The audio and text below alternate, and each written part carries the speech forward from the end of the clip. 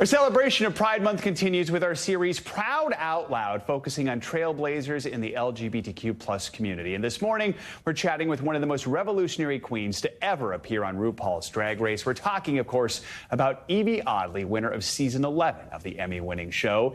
Yvie is out with Yvie's first book, a memoir called About Yvie, Into the Oddity. The book is co-authored by Michael Bach, an expert on diversity, equity, and inclusion. And we are lucky to be joined by both Yvie and Michael this morning.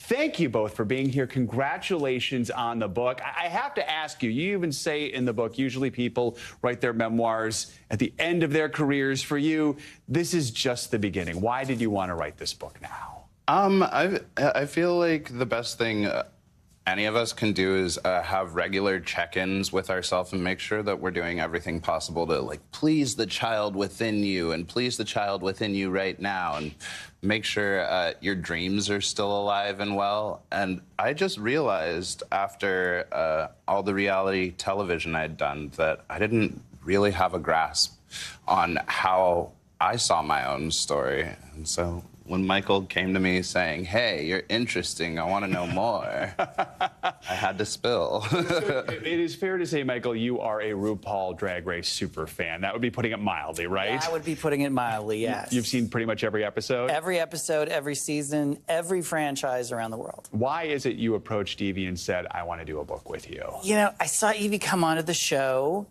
and you see the edit, you see what the producers share with you, which is not all of what you actually see about a person. And I thought, this is a person I want to know better. I want to know what's behind some of those moments on season 11 of RuPaul's Drag Race. And I wanted to really get a better sense of who they are. Did you get what you thought you were going to get out of this going in?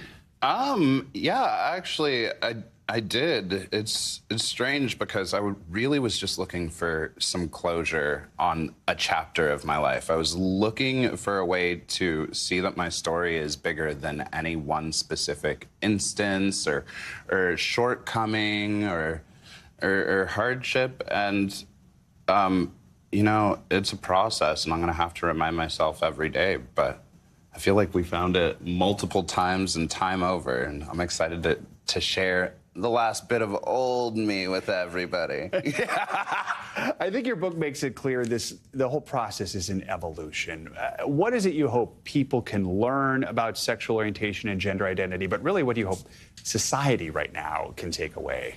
I think society right now can take away to care a little bit less about what other people are expressing or doing or feeling. The point of being human is that you should be chasing your own happiness, and that looks so different for everybody. And, you know, I don't understand why anybody would spend time focusing on what's making somebody else happy when you could be focusing on trying to achieve your own. Michael, I want to ask you about that because you're an expert on DEI. In this moment, in the last couple of years, we've seen legislation that is directed specifically at the drag community. So why do you think we are in this moment? Why is it people are not caring less, they're caring more? It's a good question, Joe. I think a lot of it is dog whistle politics, and some of our elected officials who are trying to fan the flames with their base in order to get elected. I'm not saying that I am a Democrat or a Republican. I'm politically agnostic.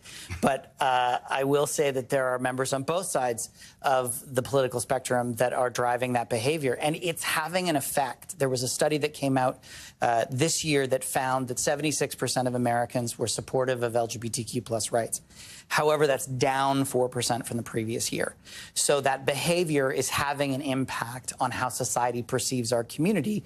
And the result is last year, 513 pieces of legislation were either tabled or passed that were anti-LGBTQ, and most of them are anti-trans. And we just need to change that behavior. We only have a minute left here, but we remove the politics from it. I want to ask you each, how do we make that change? Well, we need our allies to stand up and have their voice heard.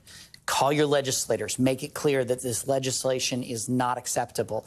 But you have to participate. We need our allies to be active. Yvie, what do you think? How do we make that change? As the person dressed up like this, I say you need to continue to express yourself and continue to show people in your life that they know somebody somebody who is other and that it's not so scary after all. We have 30 seconds left. You talk about the next chapter for you. What does that look like?